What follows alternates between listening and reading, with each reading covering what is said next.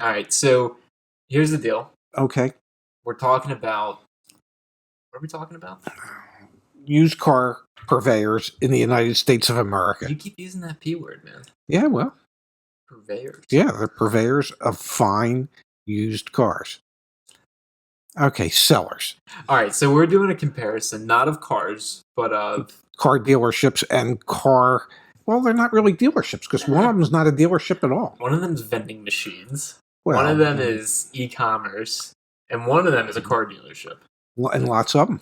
So we're comparing Carvana, CarMax. And Vroom. Yeah, they got the strangest, but best name. Yeah. So we get this question a lot. What's your take on Carvana? Or what's your take on Vroom? Or what's your take on CarMax? And which one should I buy my car from? And we've done some videos in the past that touch on this, but not a full kind of comparison of what they are and, like how much money they make, things like that. And so we thought what we'd do today is give you our 2 cents and take it or leave it, but you'll get an overview of these 3 companies and how they're growing, what they're doing, etc. Yes. So where would you like to begin? Well, let's start with, I guess, like size and scope. Like, how big are these 3? Because I don't think they're all equal players, right? Not if you consider one tiny, and if you consider one slightly bigger, and then you consider one, I don't know, Goliath. So who's Goliath? That would be CarMax. Yeah, and they've been around for a while. 10, 15 years, something like that. CarMax was an offshoot of that famous electronics store, Circuit City. Mm-hmm. And their idea was, well, if we can't sell you a car, if we can't sell you a TV, we're going to sell you a car. And apparently they couldn't sell you a TV, and now they're just in the car business. That's really interesting. Yeah, well, yeah, hopefully they don't lose all their dealerships like they lost their retail outlets. Well, and it doesn't seem like they're going to. I wouldn't think so. When I was pulling the numbers, they've got, 216 retail storefronts, right? Yes, it says so right there. You can't see right there, but right there, and it's color-coded, ladies and gentlemen. So they've got 216. Yes. All right. And then I imagine next in line is Carvana, yes. Vroom is so recent. And they're e-commerce. They might not even... Vroom doesn't even have any dealerships.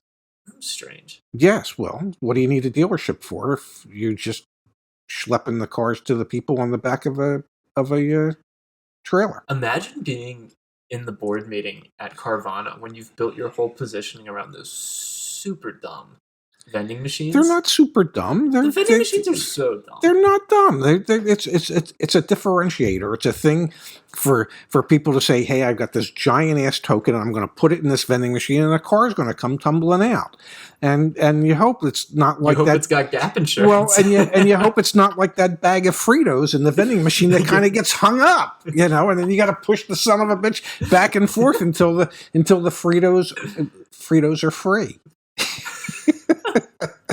Free my Fritos. God. Sorry. Your neighbors must they hate me.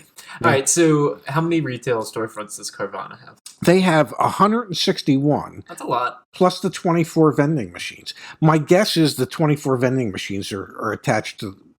Yeah, and those are like... 24 of the 161. Those are like the big hubs, and then all the other ones are going to be smaller. Yes. Now, you want to know how many Vroom has? They got 0.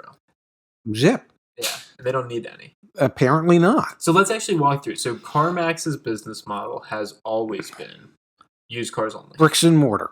Bricks and mortar, used car only. They had that offshoot, I guess, from Circuit City, but I mean, they were trailblazers in not buying and selling new cars from OEMs, from manufacturers, just used cars. Yes. And they were the ones that pioneered buying cars, like getting used car inventory direct from consumer. Right? Yes. All right. Yes, and their whole sales pitch way back when they started was, negotiation free selling. The price is the price. If you're coming here, don't ask us for $50 off because you're not getting it because the price is the price. It's just that simple. Okay, so what's the difference between what CarMax started and what Carvana has done? Vending machines? Vending machines. I could have come up with vending machines. I didn't need an MBA. I didn't need to go to vending machines. Okay. No, but you needed an engineer to be able to figure out exactly how to build one of those sons of bitches and how many stories does it have to be? How many cars does each vending machine have to hold? And, do you have to have somebody there just in case, a car gets hung up? All right, so Carvana's differentiator was really the marketing novelty of vending machines at and first. I guess you could say they also were a bit more aggressive on the e-commerce side, or like Yes. the customer experience online. Yes. But they Yes. do the same thing. They have the same business model, one price, and they buy a ton of cars Yes. from people. That is correct. Okay, and then what's Vroom relative to these other two? Vroom is a pimple on somebody's whatever, and they're just, I mean, they're new to the game, and they are strictly e-commerce. You look at the cars online, you start the process online, you buy the car online. You can't test drive. Well, you can once the car gets there. Well, that's not a test drive. You have a 7-day return policy, but you can't test drive the car. Well, you can for no more than 250 miles and give it back. Okay, but yeah. I mean, that's something to keep in mind. Yes. So their whole concept is that you do everything online, electronically, and then somebody shows up driving a flatbed and drops the car off at your house. Okay, or wherever you tell them to drop it off. So let's the other measure of scale here would be how many cars they're actually selling. Okay, year. yeah. So let's go bottom up. Okay. I think that's important. Okay. Do you want to go? Should we start in 2018 when I think Vroom made its first appearance, and we can compare how? I mean, so we can compare growth from 2018, 2019, and maybe what's going on so far this year. And then, just so you're aware, if you're watching this. Well, I guess you wouldn't have heard that unless you were watching this. Yeah. We're going to talk about the gross margin per unit, so that you have when we get there. Yeah, when we get there, so you have a sense for, okay, if I'm interested in one of these three, which one seems to be making the most money versus the least money? Go to the one that's making the least money. No, unless you're generous. Unless you're generous. So in 2018, yep, Vroom sold 10,006 used cars. That is not a lot. Well, it's probably 10,005 more than I sold. No, but I mean that in the sense that, like, one bricks and mortar dealership. Well, let's compare it so we can see where they fall compared to the others. Okay. Carvana in 2018 sold 94,108 cars. So they're at least 9.5 times bigger than Vroom. Volume of sales. Yes. And then CarMax only sold 748,961 cars. So, I mean, you can understand why CarMax might look at Carvana and Vroom and go, it's like a mosquito bothering us a little bit, but not a lot of it. And then let's see what happened in 2019. And in 2019, Vroom almost doubled the number of units sold. And they went up to 18,945. So, we're getting pretty close to what, a little over 1,500 units a month that they're selling out of their pre-owned, out of their website, pre-owned facilities. Their stores. Well, they're recon centers, because that's really where they keep their cars. Carvana, their sales increased to 177,549, which is really impressive. That's a big number. Much growth. Yeah, that's a big number. And then CarMax didn't experience quite the same type of growth. Well, I guess no, in reality, it really is. It is the same type of, but not relative to what they had sold in the past. But the total number of units they sold in 2019 was 832,640.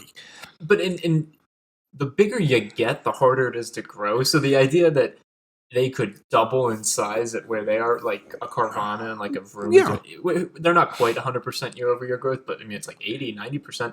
That's unrealistic for a CarMax, but they're still way far and above. Well, CarMax, volume player. Yeah, CarMax is the number one volume retail used car dealership group in the United States. They're responsible for selling more retail used cars than any other dealer group out there.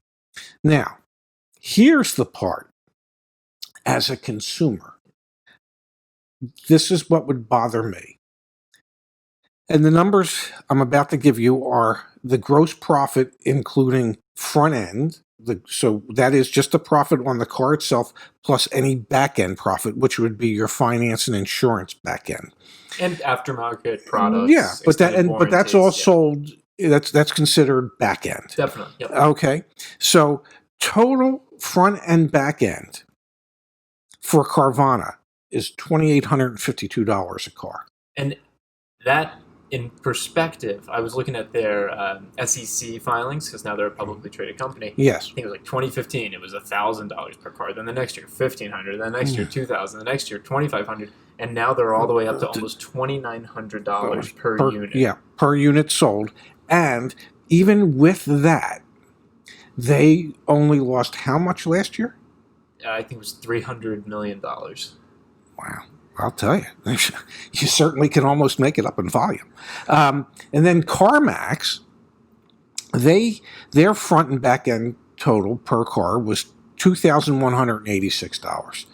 Okay, so you take $2,186 times 832,000 cars, and you realize that's a pretty damn big business.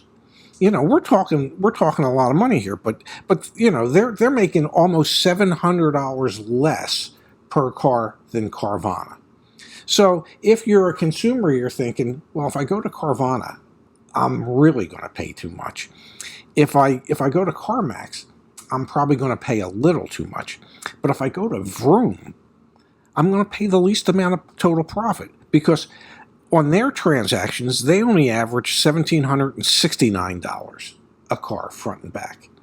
So as a consumer, I think I'd probably want to shop there because I'll probably pay the least. I do wonder, though, if Vroom's numbers are lower because they're buying cars more expensive cars. I was going to say, this is all relative because it doesn't mean anything to you and I or anybody else, because they might be averaging $1,769 front and back on a car, but maybe they paid $1,000 more for that car than Carvana did, exactly. And that the selling prices were identical. Okay, and that really the reason that their gross profit number is lower is because they paid too much for a car, because they're a startup and they're trying to buy inventory to sell it. And Carvana has created an atmosphere where they're going out and buying more and more cars from the general public than anywhere else in order to keep the cost of the cars down. So a lot of the gross profit doesn't really mean anything. It really has to do, and you've heard me say this in the past, used car dealers make their money when they buy the car, not necessarily when they sell the car. If they buy it right, if the market is $10,000 and they're able to buy it for $8,500, well, guess what? Even if they have to wholesale it, they're going to make money. But if they retail it for what everybody else is retailing it for, which might be $11,500, they've had a $3,000 gross where everybody else had a $1,500 gross. So the profit is made when they buy the car, how much they buy the car for.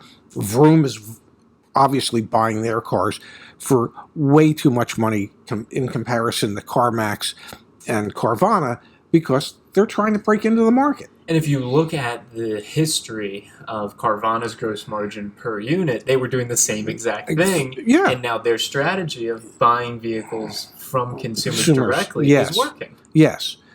So they took the concept of, okay, we're gonna lose money initially. We're gonna pay too much for cars, and we're gonna price them cheaper in order to get some traction and to build some volume. And then once we've done that, then we can start incrementally increasing the gross profit on each and every car. And they've done a really impressive job of that.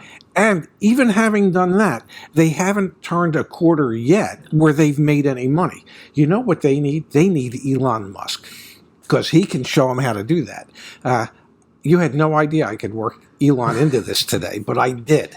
But so you look at some of these things, and CarMax is a profit-making organization. They turn a profit. I would say they're a cash cow. Okay, and then Carvana is anything but a cash cow. They're just a drain.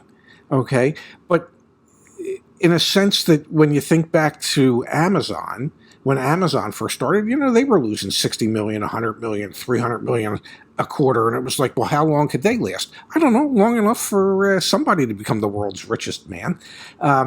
So maybe there is a real strategy with Carvana that will pay off, but so far, they haven't made any money. Yep. So as a consumer, do you have a recommendation, or as a buyer, for which of these three you would recommend? I know you only have experience with CarMax, but what's your take? If you're in someone's shoes and you see the same car across all three of them, which one are you going for? Read your Carfaxes, because they all use Carfax, and they all say that they only sell cars that don't have any accidents reported on Carfax when they acquired the car and by the time they sold the car. That doesn't mean that the accident couldn't show up, I don't know, 6 months after you bought the car, because, well, Carfax isn't always up to date. So bear that in mind. I don't know. You go with the one that's most convenient to you. You're in Carvana's case and in Vroom's case, pretty much you're buying cars sight unseen. You're looking at pictures, and they're doing their best to let you know what some of the imperfections might be, but you're not test driving it. You're not, you're completing the transaction before the car arrives. And yeah, you have the right to rescind the transaction within 7 days if it doesn't meet your expectations. But, they've done the homework. They know that very few people are actually going to do that, so it's not that big of a risk to them. Go with the one that you're most comfortable with. Yep. That's my suggestion. I like your suggestion. Well, I liked it too because, well, it's mine. All right. Well, I appreciate you walking us through this, Dad. And if you're interested in more videos of this style, where we're comparing different dealerships or dealer groups or new startups in this space, let us know. Yeah. And we'll definitely do our due diligence, and we can talk about literally anything. And sometimes, and for Stu's replay out there, I'm sorry I haven't had any watch updates recently, but there is a watch on the way, Stu, and the minute it arrives, it'll show up in the next video, I promise you. You're a good man. Well, it's my take on time. What can I tell you? All right. Thanks, Dad. Thank you, Zach.